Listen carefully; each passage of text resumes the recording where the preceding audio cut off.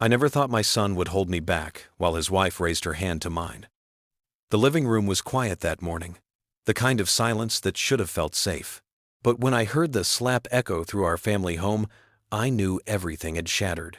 My wife's cry wasn't loud. It was soft, broken, the sound of someone who'd been hurt by people she trusted. I lunged forward, every instinct screaming to protect her, but arms wrapped around me from behind. Strong arms. My son's arms. And in that frozen second, I watched my daughter-in-law's hand connect with my wife's cheek again. Have you ever felt your heart stop while your body kept moving? That's what betrayal from your own blood feels like. Before I continue, you need to subscribe to Deserved Revenge, because what I'm about to reveal will shock you. Hit that subscribe button now. Let me take you back 3 months. My wife Margaret and I had been married 42 years. We'd raised our son Trevor with every ounce of love we had, worked double shifts so he could go to college, sacrificed vacations so he could have a wedding when he married Vanessa. They'd been together 5 years, and for most of that time, I thought we'd done something right. Vanessa was polite at family dinners. She smiled in photos. She called Margaret Mom with what I believed was genuine warmth. We'd even helped them with the down payment on their house, draining a chunk of our retirement because Trevor said they were struggling. Margaret baked for them every Sunday. Apple pies, chocolate cakes, the recipes passed down from her grandmother. She'd pack them in her good containers and drive across town because Vanessa mentioned once that she missed homemade desserts. I watched my wife pour love into every fold of dough, every brushstroke of frosting. But something shifted after their 4th anniversary. Vanessa started making comments, small ones at first. She'd look at Margaret's clothes and say things like, "Oh, that's a cute style for older women." She'd glance around our home and mention how cluttered it felt compared to their minimalist decor. Margaret would laugh it off, but I saw the way her smile tightened. I saw her hands smooth down her dress afterward, uncertain. Trevor never corrected his wife. He'd just change the subject or check his phone. I told myself it was generational differences, that young couples needed space to build their own identity. I told myself a lot of things that turned out to be lies. The real trouble started when Margaret got sick. Nothing terminal, thank God, but she needed surgery for a herniated disc. She'd been in pain for months, barely sleeping, but she never complained. That's who she was. Suffered in silence, so no one else had to worry. The surgery was scheduled for a Tuesday, and I'd arranged everything. Time off work, meal prep, a rented hospital bed for the recovery room. I called Trevor the week before to let him know. Not to ask for help, just to inform him his mother would be out of commission for a while. His response was cold, distracted. He said, "Okay, keep us posted," like I'd told him about a delayed package. No offer to visit, no flowers sent to the hospital, nothing. Margaret noticed. She lay in that hospital bed, stitches fresh in her back, and asked me 3 times if Trevor had called. I lied. Told her his phone was probably dead, that he'd surely come by tomorrow. He didn't. A week passed. Then 2. Margaret's pain dulled, but a new ache took its place, the kind that lives in your chest and doesn't respond to medication. She stopped asking about Trevor. Started staring at his photo on the mantel with this distant, confused expression, like she was trying to solve a puzzle with missing pieces. I was angry, but I buried it. Kept telling myself he was busy, that work was demanding, that Vanessa probably had him caught up in her world. Then came the Sunday, 3 weeks after the surgery. Margaret insisted on baking again. Her back was still tender, but she missed the ritual, missed feeling useful. She made a lemon pound cake, Trevor's childhood favorite, and asked me to drive it over. I didn't want to. Some part of me knew we'd be walking into something ugly. But I looked at her hopeful face, the way she'd wrapped the cake in blue ribbon, and I couldn't say no. We drove across town, in silence. When we pulled into their driveway, I noticed Vanessa's car parked crooked, like she'd been in a hurry. The front door was unlocked. We walked in and called out, but no one answered. The house smelled like expensive candles and something else, tension. We found them in the kitchen. Trevor was leaning against the counter, scrolling his phone. Vanessa was chopping vegetables with sharp, angry motions. They both looked up when we entered, and I swear neither of them smiled. Margaret held out the cake, her voice soft and eager. "I made your favorite, sweetheart. Thought you might enjoy it after dinner." Vanessa's eyes flicked to the cake, then to Margaret, then back to her cutting board. She didn't say thank you, didn't even acknowledge the gesture. Instead, she sighed, a long, theatrical sigh that made my jaw tighten. Trevor finally pocketed his phone and muttered, "You didn't have to do that, Mom." Not grateful, annoyed, like she'd inconvenienced him by loving him. Margaret's smile faltered. She set the cake on the counter, suddenly unsure where to put her hands. I watched her shrink, just a little, and something dark unfurled in my gut. Vanessa kept chopping, the knife hitting the board harder than necessary. Then she spoke, without looking up. "You know, Margaret, you really need to stop just showing up. We have lives, boundaries." The word landed like a slap. Margaret blinked, her mouth opening slightly, but no sound came out. I stepped forward, ready to say something, but Trevor cut me off. "She's right, Dad. You guys can't just drop by whenever. It's disrespectful." Disrespectful. That word, coming from the mouth of a son we'd sacrificed everything for, made my vision blur. But before I could respond, Margaret touched my arm. Gentle, pleading. She whispered, "Let's just go." So we did. We walked out of that house in silence, the cake still sitting on their counter, untouched. Margaret cried in the car, quiet, shaking sobs that she tried to muffle with her hand. I wanted to turn around, wanted to march back in there and demand an apology, but she begged me not to, said it would only make things worse. And because I loved her more than my own pride, I listened. That night, Margaret barely ate. She sat at our kitchen table, staring at nothing, and I knew something inside her had broken. Not completely, not yet, but a crack had formed, and I could feel it spreading. I made a decision then, sitting across from her in the dim light of our old kitchen. If they were going to treat her like this, I'd protect her. Keep my distance from Trevor and Vanessa until they came to their senses. I thought space would help.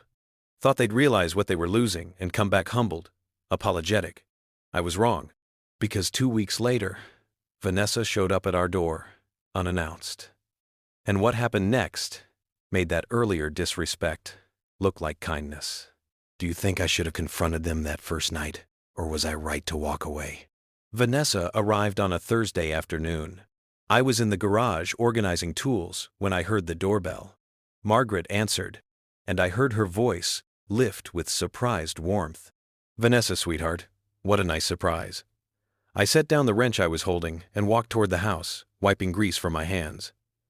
Maybe she'd come to apologize, I thought. Maybe she'd realized how cruel she'd been. I stepped into the living room and saw them standing near the sofa. Vanessa wore a tight smile, the kind that didn't reach her eyes. She was holding a manila folder. Margaret gestured toward the kitchen. "Can I get you some tea? I just made a fresh pot." Vanessa shook her head. "No thanks, I'm not staying long." Her tone was clipped, professional, like she was here for a business transaction. I felt my shoulders tense. Margaret's smile dimmed slightly, but she kept trying. "Well, sit down at least. It's so good to see you." Vanessa sat, but barely, perched on the edge of the armchair like she might bolt any second. Margaret settled onto the couch, hands folded in her lap, eyes bright with hope. I stayed standing near the doorway, arms crossed. Something felt wrong. Vanessa opened the folder and pulled out a stack of papers. She slid them across the coffee table toward Margaret. "I need you to sign these." Margaret leaned forward, confused. "What are they?" Vanessa's jaw tightened. "A formal agreement that you'll stop interfering in our lives. No more unannounced visits. No more gifts. No more calls unless we initiate them." The room went silent. I stared at Vanessa.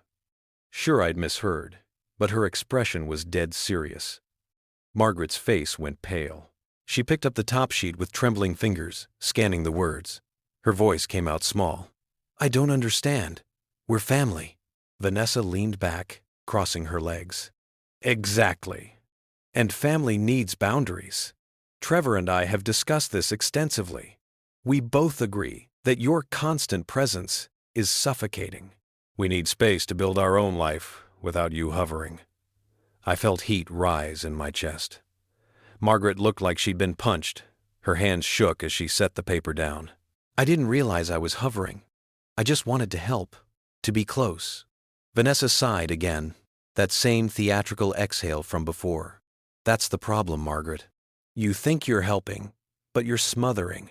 Every time you bake something, or call, or show up, it's a reminder that you don't trust us to handle our own lives. Margaret's eyes filled with tears. She whispered, "That's not true. I love you both. I just wanted to be part of your lives." Vanessa stood abruptly. "Well, you're too much a part of it. Sign the papers or don't. But if you don't, Trevor and I will have no choice but to cut contact completely."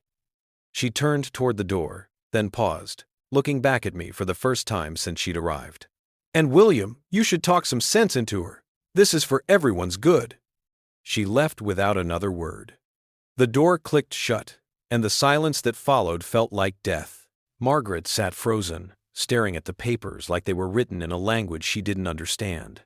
I moved to her side, kneeling down so I could see her face. Tears streamed down her cheeks, but she wasn't sobbing, just leaking, like her grief was too big to make noise.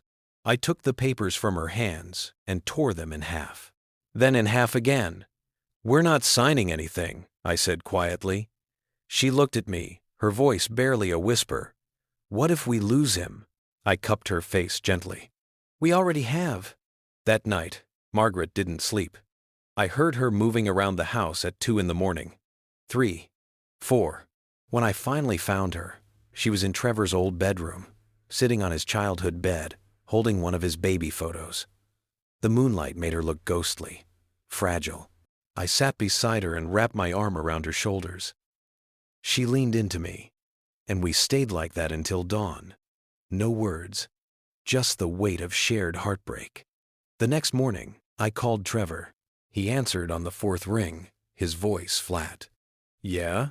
I kept my tone calm, measured. "Your wife came by yesterday with some papers. Wanted your mother to sign away her right to be a grandmother." Silence. Then, she told me, and honestly, Dad, I think it's fair. If you're still with me, you won't believe what happens next. Drop a comment below with your country so I know you're here. Fair? That word made my blood turn cold. I gripped the phone tighter. Fair? You think it's fair to humiliate the woman who gave you life? Who sacrificed everything so you could have opportunities we never did? Trevor's voice hardened. You're being dramatic. All we're asking for is space. If you can't respect that, then maybe Vanessa's right. Maybe we do need distance. I wanted to scream, wanted to reach through the phone and shake him until the son I raised came back. But instead, I said, if that's what you want, you've got it. Don't call here again. I hung up before he could respond. Margaret was standing in the doorway, her face pale. She'd heard everything. I reached for her, but she stepped back. You shouldn't have done that, she whispered. Now we'll never see him again. The weeks that followed were the hardest of our marriage. Margaret moved through the house like a shadow. She stopped baking, stopped answering the phone. I'd find her staring out windows, eyes distant, like she was searching for something she'd lost and couldn't name. I tried to comfort her, but every word felt hollow. How do you heal a wound inflicted by your own child? I started researching. Late at night, after Margaret finally fell asleep, I'd sit at the computer and dig. I wanted to understand what had happened to Trevor. When had he become this cruel? I found articles about toxic relationships, about partners who isolate their spouses from family. The patterns fit. Vanessa's behavior, Trevor's sudden coldness, the gradual escalation. I realized my son hadn't just changed. He'd been changed, manipulated. But knowing that didn't make the pain less. It just gave it a name. Then, 1 month after that phone call, Margaret collapsed. I found her in the bathroom, unconscious, her skin cold and clammy. I called 911, my hands shaking so badly I could barely dial. The paramedics arrived within minutes, but those minutes felt like hours. They loaded her onto a stretcher, asking me questions I couldn't answer. When did she last eat? I didn't know. Had she been taking her medications? I wasn't sure. At the hospital, the doctor told me she'd had a severe panic attack that triggered a fainting spell. Her blood pressure was dangerously low.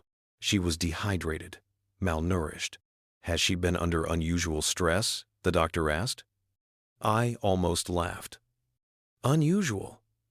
As if losing your only child was just another Tuesday. They kept her overnight for observation. I sat in the chair beside her bed, holding her hand, watching her breathe, and I made a decision. If Trevor and Vanessa wanted to destroy her, I'd make sure they faced consequences, not revenge. Justice. There's a difference. Revenge is hot, messy, impulsive. Justice is cold, calculated, precise. I started planning that night, sitting in that sterile hospital room, listening to the beep of monitors. I didn't know exactly what I'd do yet, but I knew one thing. They would regret every moment of pain they'd caused her. When Margaret woke the next morning, I was still there. She looked at me with tired eyes and whispered, "I'm sorry. Sorry." As if any of this was her fault. I kissed her forehead and told her she had nothing to apologize for. But I didn't tell her what I was planning. Some burdens a husband carries alone. What would you have done if your own son chose his wife over his mother? Margaret came home from the hospital different, quieter. She moved through our house, like she was visiting a museum of her own life, touching things gently, as if they might crumble. The doctor had prescribed anti-anxiety medication, but I could see it only dulled the edges of her pain. It didn't erase it. She'd wake in the middle of the night, and I'd find her sitting in the kitchen, staring at the dark window, her reflection ghostly in the glass. I'd sit with her without speaking. Sometimes she'd reach for my hand. Most times, she wouldn't. I let her grieve in her own way, even though watching it hollowed me out. But while she suffered in silence, I was building something. A plan, methodical, thorough. I started with research. I knew Trevor and Vanessa's routines from years of being involved in their lives.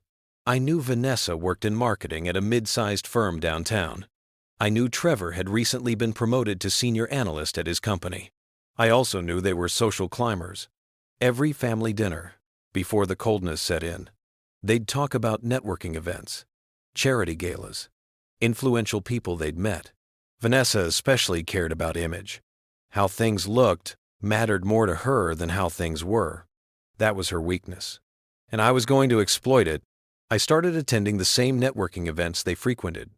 Not obviously. I'd arrive late, stay in the back, observe. I watched how Vanessa worked a room, all charm and carefully crafted laughter. I watched Trevor stand beside her, nodding along, playing the role of supportive husband. They looked perfect, happy, successful. It made me sick. But I took notes, mental ones, who they talked to, who they tried to impress. I learned that Vanessa's boss, a man named Richard Calhoun, was particularly important to her. She mentioned him constantly, laughed too hard at his jokes, always positioned herself near him at events. One evening, I approached Richard myself, casual. I introduced myself as a retired consultant, which wasn't entirely untrue. I'd worked in corporate training for years before retiring. We talked shop. He was pompous but not unkind. I mentioned I'd recently done some volunteer work helping small businesses with their branding. He seemed interested. We exchanged cards. Over the next few weeks, I built a rapport with Richard. Coffee meetings, lunches. I was careful never to mention Vanessa or Trevor. I wanted him to see me as a separate entity, someone valuable in my own right. And then, during one lunch, he brought her up. "You know, one of my team members has a mother-in-law who does amazing charity work. Vanessa. Do you know her?" I smiled politely. "I've heard the name." He went on about how impressive she was, how she was being considered for a major promotion. I listened, nodded, and filed it away. The opportunity came 3 weeks later. Richard mentioned that his company was hosting a gala to raise funds for a children's hospital. It was a big deal. High-profile donors, media coverage. Vanessa was on the planning committee, which meant it was crucial to her career. He casually mentioned they were looking for someone to give a keynote speech, someone with a compelling personal story tied to family and resilience. I volunteered. Told him I had a story about caring for my ill wife and the importance of family support systems. He loved it. Said it was exactly the emotional anchor they needed. I was in. The gala was 2 months away. That gave me time to prepare. I didn't tell Margaret. She was still too fragile, and I didn't want her involved in what I was about to do. I wrote my speech carefully. It was honest. Raw. I talked about Margaret's surgery, her recovery, the sacrifices we'd made as a family. And then I talked about betrayal. About what it feels like when the people you love most turn their backs on you when you need them. I didn't name Trevor or Vanessa, not directly, but anyone who knew our family would recognize the story. The night of the gala, I wore my best suit. Margaret asked where I was going, and I told her a work friend had invited me to a charity event. She nodded absently, her mind elsewhere. I kissed her forehead and left. The venue was elegant, crystal chandeliers, tables draped in white linen, donors in expensive gowns and tailored tuxedos. I saw Vanessa immediately. She was near the front, clipboard in hand, directing staff with sharp, efficient gestures. Trevor stood beside her, looking uncomfortable in his rented tux. They hadn't seen me yet. I stayed near the back, watching. Richard found me before the program started, shook my hand, thanked me for stepping in. He had no idea what he'd enabled. When it was time for my speech, I walked to the podium. The room quieted, and then I saw them. Vanessa's face went white. Trevor's mouth fell open. They hadn't known I'd be here. Hadn't known I was the keynote speaker. I smiled. Not at them, at the audience. And I began. I told them about Margaret, about 42 years of marriage, about raising a son we adored, about her surgery and the pain she endured silently because she didn't want to burden anyone. The room was silent. People leaned forward. I could see tears in some eyes. Then I shifted. Talked about what happens when the people you sacrifice for decide you're no longer convenient. When love becomes obligation, and obligation becomes resentment. I described the unsigned papers, the coldness, the isolation. I still didn't name them. But I looked directly at Vanessa when I said, some people value image over integrity. They'll smile for cameras and abandon family in private. Her face flushed red. Trevor's jaw clenched. Whispers rippled through the crowd. People started glancing around, trying to figure out who I was talking about. Richard, standing near the side of the stage, looked confused. After the speech, the applause was thunderous. People approached me, shaking my hand, thanking me for my honesty. But I kept my eyes on Vanessa. She was frozen in place, her carefully constructed facade crumbling. Trevor grabbed her arm, whispering something harsh. She jerked away. I didn't approach them. Didn't need to. I'd already won. Within days, the fallout began. Richard called me, confused and upset. Someone had told him that Vanessa was my daughter-in-law, that the story I'd told was about her and Trevor. He felt betrayed, used. He confronted Vanessa at work, and according to a mutual contact, the conversation didn't go well. She tried to deny it, but too many people had connected the dots. Her promotion was quietly shelved. The humiliation she'd inflicted on Margaret was now hers to carry, and I felt nothing. No satisfaction, no guilt, just cold, measured resolve. But I wasn't done. Not yet. Because while Vanessa's career suffered, Trevor remained insulated. He still had his job, his income, his comfort, and I realized that if I wanted true justice, I needed to go deeper.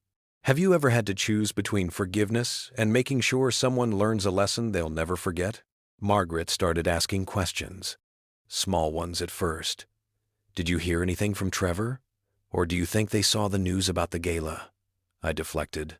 Told her I didn't know, that it didn't matter. But she wasn't foolish.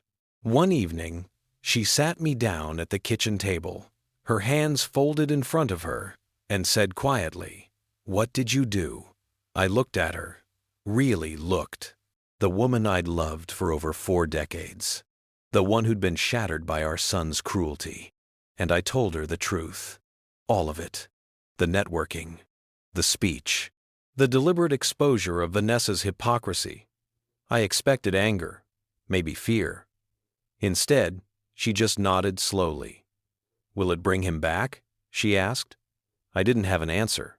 She stood, kissed the top of my head, and walked to the bedroom. That was the last time she asked. But the question haunted me. Would any of this bring Trevor back? Or was I just salting the earth where our family used to grow? I didn't know.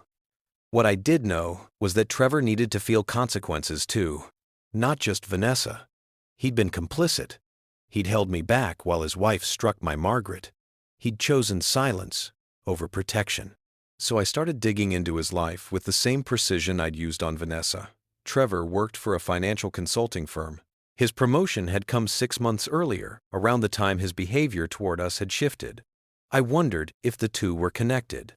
I reached out to an old colleague who worked in corporate oversight, asked some general questions about Trevor's company, learned they'd recently been audited for some minor discrepancies. Nothing major, but enough to make them nervous about employee conduct. I did more digging. Found out Trevor had been part of a project that involved managing client investments. High-stakes accounts. The kind where even a whiff of impropriety could end a career. I started looking at public records, social media, patterns. And then I found it. A series of posts from Vanessa's private Instagram account, the one she thought was locked down to only close friends. She'd posted photos from a vacation they'd taken 8 months ago. Expensive resort, first-class flights, designer luggage. The captions bragged about living our best life and treating ourselves. The problem? The dates coincided with a period when Trevor had told us they were financially struggling, when they'd asked us for help with their house down payment, when we drained our retirement to support them. I took screenshots, compiled a timeline, cross-referenced it with the dates Trevor had given us. The lies were undeniable. They hadn't needed our money. They'd wanted it. Wanted to fund a lifestyle they couldn't afford on their own, while making us feel like we were helping family in need. I felt something crack inside me. Not rage. Rage is hot. This was colder. A kind of clarity that comes when you finally see someone for exactly who they are. I sent an anonymous tip to Trevor's company. Didn't accuse him of anything illegal. Just raised questions about his financial disclosures and whether personal expenses might have been commingled with client accounts during his management of certain projects. It was vague, just enough to trigger an internal review. Within 2 weeks, Trevor was placed on administrative leave pending investigation. I learned this from the same colleague who'd helped me earlier. He mentioned it casually over coffee, unaware of my connection. Guy named Trevor Whitmore. Apparently, there were some red flags in his expense reports. Probably nothing, but they're being cautious. I nodded, sipped my coffee, said nothing. The investigation took a month.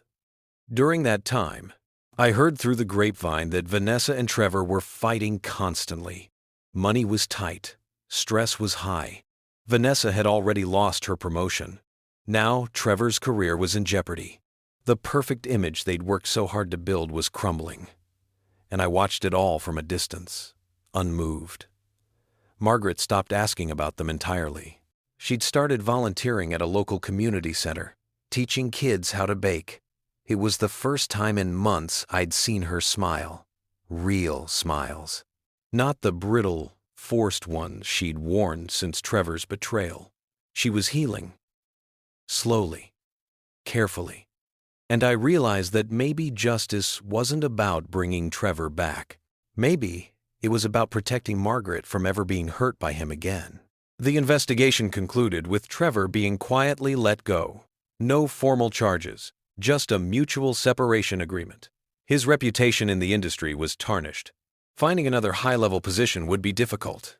Vanessa's income alone wouldn't sustain the lifestyle they'd built. They'd have to sell the house, downsize, face the same financial struggles they'd lied to us about. I felt no satisfaction, just a quiet sense of completion. But then something unexpected happened. Trevor called. It was a Saturday morning. Margaret was at the community center. I was in the garage when my phone rang. I almost didn't answer, but curiosity won. "Dad." His voice was rough, strained. I said nothing, just waited. "I need to talk to you." "About what?" I kept my tone neutral. He hesitated. Then, "Can I come over?" I should have said no. Should have told him we had nothing to discuss. But some part of me, the part that still remembered teaching him to ride a bike and reading him bedtime stories, said, "Fine, 1 hour." He arrived exactly 60 minutes later, pulled into the driveway in a car I didn't recognize, probably a rental. His own had likely been repossessed. He looked terrible, thinner, dark circles under his eyes, hair unwashed. He walked to the door slowly, like a man heading to his own execution.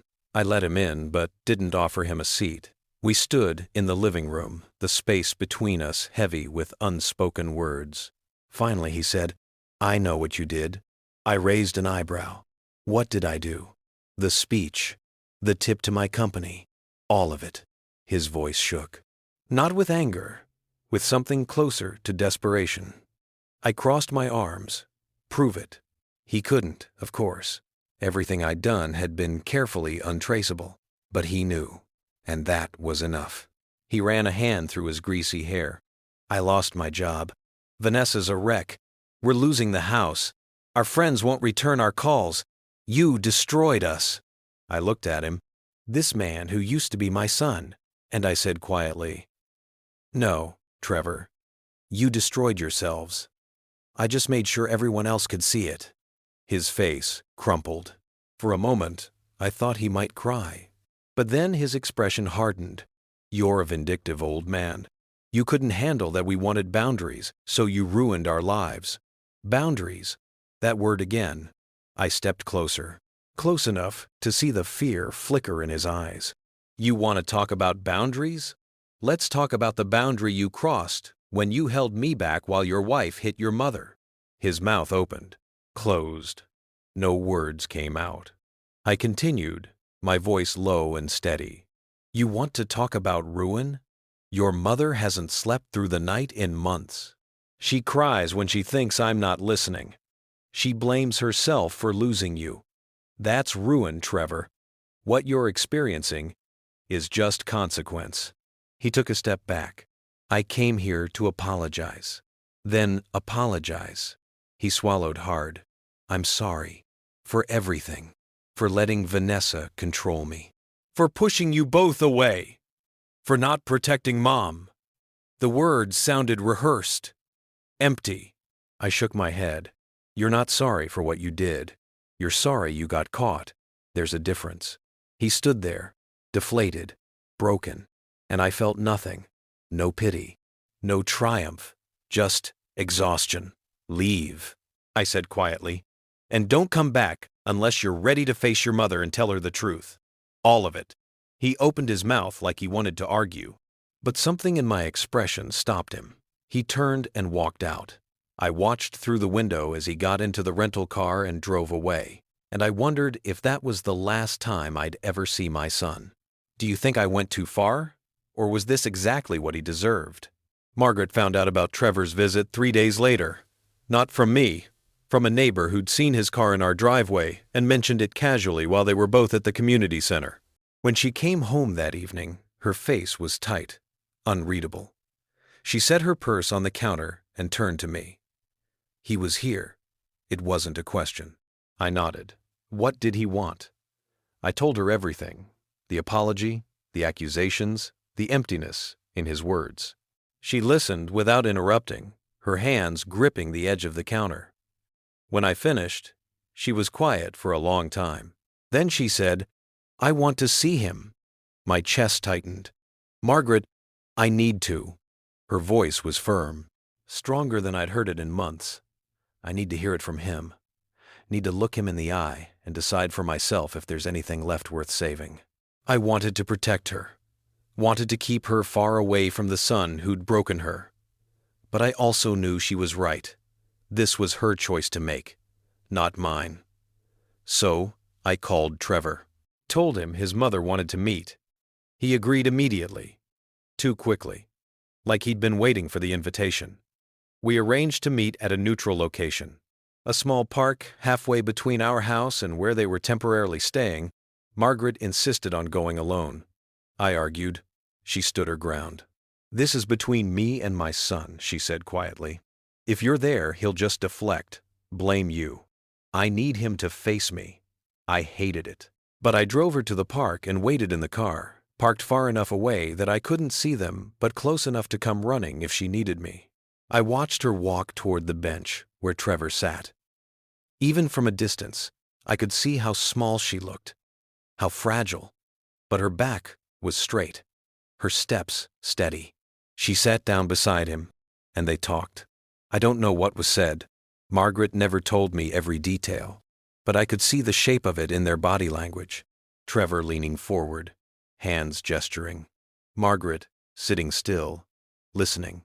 At one point, she reached out and touched his face. A mother's gesture, gentle, heartbreaking. And Trevor crumbled.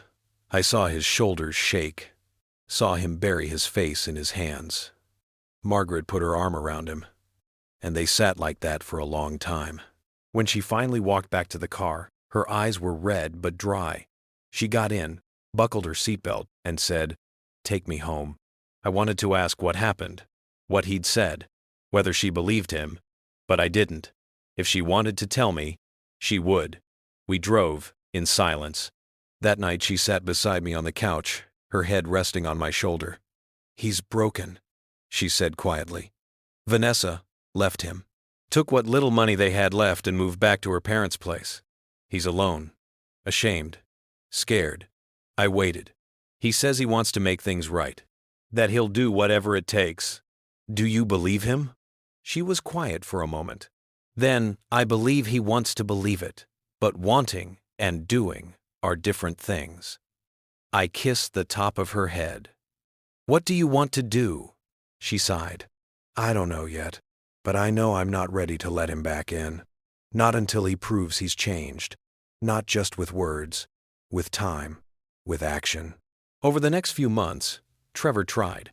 He called once a week, never pushy, just checking in, asking how Margaret was feeling, sharing small updates about his life. He'd found work, nothing glamorous, retail management, but honest work. He'd moved into a small apartment, started seeing a therapist. Margaret listened, responded politely, but she kept her distance. She wasn't cold, just careful, guarded, protecting the parts of herself that had been shattered. I stayed on the periphery, watched. I didn't trust him, didn't know if I ever would. But I also knew this wasn't my journey to make. It was Margaret's. And if she decided someday to forgive him, I'd support her. Not because I thought he deserved it, but because she did. One afternoon, 6 months after that meeting in the park, Trevor showed up at our door unannounced. Margaret was in the garden. I answered, and my first instinct was to shut the door in his face. But he held up his hands. "I'm not here to ask for anything.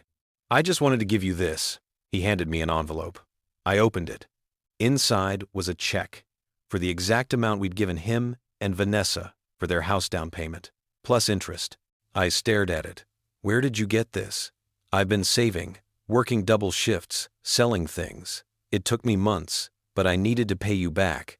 Needed you to know I'm serious." I looked at him, really looked. He was still thin, still tired, but there was something different in his eyes, something that looked almost like humility. I didn't cash the check right away. I showed it to Margaret. She cried when she saw it. Not sad tears, something else. Relief, maybe, or hope. She asked me to invite Trevor to dinner, just the three of us. I hesitated, but she squeezed my hand and said, "Please." So I did. The dinner was awkward at first. Long silences, careful conversation, but slowly, tentatively, something began to shift. Trevor apologized again. This time, the words felt heavier, more real. He didn't make excuses. Didn't blame Vanessa or stress or anything else. He just owned it. said he'd been selfish, cruel, that he'd let his marriage poison the most important relationships in his life. Margaret listened, and when he finished, she said quietly, "I forgive you. But forgiveness doesn't mean everything goes back to how it was. Trust has to be rebuilt, slowly." Trevor nodded. "I understand, and I'll do whatever it takes, however long it takes. We're still rebuilding. It's been a year now." Trevor comes to dinner once a month. He and Margaret talk on the phone more often. He started baking with her again. Small steps, careful steps. I'm still cautious, still watchful. Some wounds don't fully heal. But I see my wife smile when she talks about him now. See the lightness returning to her eyes. And I realize that maybe justice wasn't just about making them pay. Maybe it was also about creating space for healing. For Margaret, for me, and maybe, eventually, for Trevor too. The lesson I learned through all of this is simple. Betrayal from those you love cuts deepest. But protecting the people who matter most, even when it costs you everything, is the only thing that lets you sleep at night. Some things are worth fighting for, and some people are worth walking away from until they prove they've changed. I'm reading and replying to every comment under this post. Tell me honestly, if you were in my position, would you have forgiven him? Or would the damage have been too deep? And if this story moved you, please subscribe. I share real stories about real people facing impossible choices. You won't want to miss what comes next.